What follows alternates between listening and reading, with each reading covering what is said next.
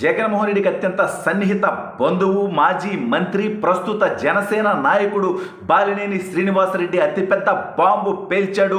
జగన్మోహన్ రెడ్డికి 2,000 కోట్ల కుంభకోణంతో ఉన్నటువంటి లింక్ని బద్దలు కొట్టేశాడు. ఈ దెబ్బతో జగన్మోహన్ రెడ్డి జైలుకి వెళ్ళటం ఖాయమైపోయింది. మరి ఇప్పుడు జగన్మోహన్ రెడ్డి ఏం చేస్తాడు అనేది ఈ వీడియోలో వివరించబోయే ముందుగా ఇప్పటి వరకు మన ఛానల్ సబ్స్క్రైబ్ చేయని వాళ్ళు ఖచ్చితంగా సబ్స్క్రైబ్ చేయండి. ఇక విషయానికి వస్తే జగన్మోహన్ రెడ్డి అదానికి సెకీకి మధ్యలో 2,000 కోట్ల రూపాయల కుంభకోణం కాదు, ఇది 2,000 కోట్ల రూపాయల లంచం తీసుకున్నటువంటి అంశం. మొత్తం కుంభకోణం విలువ 1,05,000 కోట్ల రూపాయలు.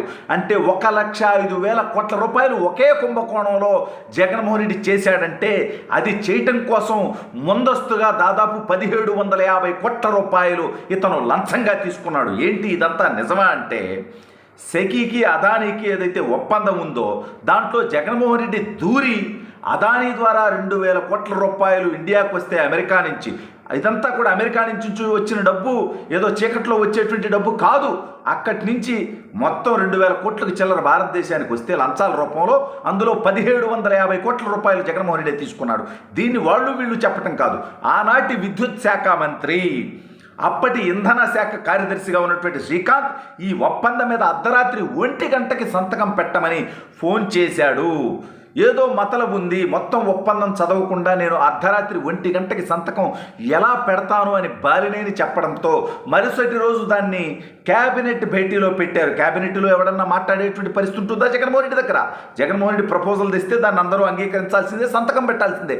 అటువంటి పరిస్థితుల్లో ఆ ఒప్పందం అమలులోకి వచ్చే విధంగా సంతకాలు జరిగాయి.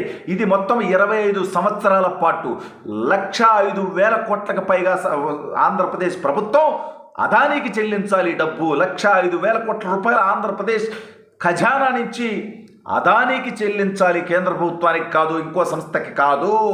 సెకీ చేసుకుంది అదానితో ఒప్పందం, మనం చేసుకుంది అదానితో ఒప్పందం. అదాని దగ్గర నుంచి మనం పవర్ కొంటామని, అది కూడా ఎన్టీపీసీతో గుజరాత్. ₹99 ఒక యూనిట్కి గుజరాత్ ప్రభుత్వం ఎన్టీపీసీ దగ్గర నుంచి కొంటుంటే ₹2.49 అంటే ఒక్కొక్క యూనిట్కి 50 పైసలు.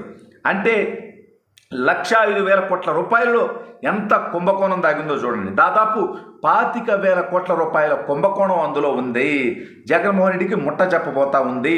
దాంట్లో అడ్వాన్స్గా జగన్మోహన్ రెడ్డి తీసుకుంది 1,750 కోట్ల రూపాయలు. సిబిఐ కేసులు, ఈడీ కేసులు, లిక్కర్ మాఫియా, డ్రగ్స్ మాఫియా, గంజాయి మాఫియా, భూదందా, వీటన్నిటిలో జగన్మోహన్ రెడ్డి ఇరుక్కోబోతున్నాడు, జైలుకి వెళ్ళబోతా ఉన్నాడు, చట్టం ముందు దోషిగా నిలబడబోతా ఉన్నాడు. అయితే వాటన్నిటికంటే ముందే ఈ యొక్క 1,750 కోట్ల రూపాయల కుంభకోణంలో ఆనాటి విద్యుత్ శాఖ మంత్రి ఇప్పుడు చెప్పేశాడు, వాస్తవాలను బయట పెట్టేశాడు. తనని సంతకం పెట్టమంటే తను పెట్టలేదు, పెడితే ఇబ్బందులు పడతాడని తనకు తెలుసు. అంటే గతంలో జగన్మోహన్ రెడ్డి తండ్రి రాజశేఖర రెడ్డి చెప్పిన చోటల్లా సంతకాలు పెట్టినటువంటి మోపిదేవి దగ్గర నుంచి సబితా ఇంద్రారెడ్డి దాకా అనేక మంది ఈ రోజుకి కోర్టుల చుట్టూ తిరుగుతూ ఉన్నారు. అదంతా తెలిసినటువంటి బాలినేని శ్రీనివాసరెడ్డి ఈసారి తెలివిగా జగన్మోహన్ రెడ్డి ఎక్కడ సంతకం పెట్టమంటే గుడ్డిగా అక్కడ పెట్టకుండా ఉన్నాడు. అయితే జగన్మోహన్ రెడ్డి ప్రభుత్వంలో నంబర్ 2 మంత్రిగా ఉన్నటువంటి వ్యక్తి అనేటువంటి వ్యక్తి దీని వెనక సూత్రధారి. అంటే ఎవరు నెంబర్ 2? పెద్దిరెడ్డి రామచంద్రారెడ్డి. ఆ పెద్దిరెడ్డి రామచంద్రారెడ్డి అంత 420 మనందరికీ తెలుసు.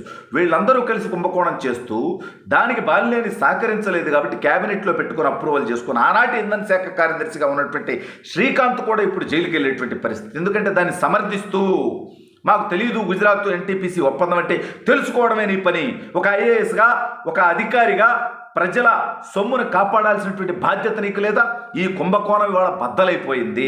బాలినేని శ్రీనివాసరెడ్డి వాస్తవాలు చెప్పేయడంతో రేపు దీని మీద విచారం జరిగినప్పుడు కూడా బాలినేని మరింత లోతుగా, మరింత వివరంగా ఇదే విషయాలు చెప్పబోతా ఉంటాడు. ఖచ్చితంగా ఆ రోజు జగన్మోహన్ రెడ్డి నేరుగా ఇరుక్కుపోయేటువంటి పరిస్థితి వస్తోంది. దీంట్లో ఇక మంత్రికి కూడా సంబంధం లేదని తేలిపోయింది. జగన్మోహన్ రెడ్డి ఆసక్తి ఇది. అసలు అదానీ ఇంతటి ఇన్వెస్ట్మెంట్ ఇక్కడ పెట్టడానికి వస్తే, అదానీతో ఈ రాష్ట్ర ప్రభుత్వం ఇంత పెద్ద ఒప్పందం చేసుకుంటే దీన్ని ప్రజలకు చెప్పాల్సినటువంటి బాధ్యత లేదా? 1,05,000 కోట్ల రూపాయలు అదానికి దోచిపెట్టడానికి నువ్వు సిద్ధమైనప్పుడు దీనిది ప్రజాధనం కాదా? జగన్మోహన్ రెడ్డి ఆస్తులు అమ్మి కడతాడా? లేదా ఈ భారం ఈ విద్యుత్ సంస్థలకి అదానికి ఏదైతే చెల్లిస్తాడో విద్యుత్ కోసం, ఈ భారం ఎవరు భరించాలి? ఆంధ్రప్రదేశ్ రాష్ట్ర ప్రజలు భరించాల్సినటువంటి అవసరం ఉంది. కాబట్టి ప్రజలకు వివరించాల్సినటువంటి బాధ్యత నీకు లేదా? కనీసం ఆ శాఖ మంత్రికి కూడా నువ్వు వివరించలేదంటే ఇందులో కుంభకోణం లేకపోతే ఎందుకు చేసేవి రకంగా? ఇవాళ బాలినేని శ్రీనివాసరెడ్డి జనసేన పార్టీలో ఉన్నాడు కాబట్టి ఇలా చెప్తున్నాడు అనుకోవటానికి ఆ రోజు ఆయన మంత్రి, పైగా విద్యుత్ శాఖ మంత్రి. క్యాబినెట్ భేటీలు అప్రూవ్ అయినా కూడా ఆ క్యాబినెట్ భేటీలో కూడా ఆ క్యాబినెట్ మీటింగ్లో కూడా ఆయన ఒక వ్యక్తి. అటువంటి వ్యక్తి ఈ విషయాన్ని కుండ బద్దలు కొట్టేశాడు. అంటే జగన్మోహన్ రెడ్డి దొంగతనాన్ని, జగన్మోహన్ రెడ్డి దోపిడీని, జగన్మోహన్ రెడ్డి అరాచకాన్ని, అంటే 5-6 నెలల కాలంలోనే ఎన్ని విషయాలు బయటకు వచ్చాయంటే రాబోయే 4.5 సంవత్సరాల్లో జగన్మోహన్ రెడ్డి గత 5 సంవత్సరాల్లో చేసినటువంటి కుంభకోణాలు, విధ్వంసం, అరాచకం, దుర్మార్గం మరి ఎన్ని బయటకు వస్తాయో రాష్ట్ర ప్రజలు ఆలోచించాల్సినటువంటి అవసరం ఉంది. ఇంకా 39% మంది ప్రజలు జగన్మోహన్ రెడ్డిని నమ్మి ఓటు ఇస్తున్నారంటే ఎటువంటి దుర్మార్గుడికి మన రాష్ట్ర భవిష్యత్తు కోసం ఒక రాజధానిలో ఒక అద్భుతమైనటువంటి ఇన్వెస్ట్మెంట్లో ఈ రాష్ట్రానికి తీసుకొచ్చేటువంటి ప్రయత్నంలో చంద్రబాబు నాయుడు గారు, లోకేష్ గారు ఉంటే ఈ రాష్ట్ర ప్రజల్ని సర్వనాశనం చేయడానికి ఇటువంటి ఒప్పందాలతో జగన్మోహన్ రెడ్డి దుర్మార్గమైనటువంటి పనులు చేశాడు.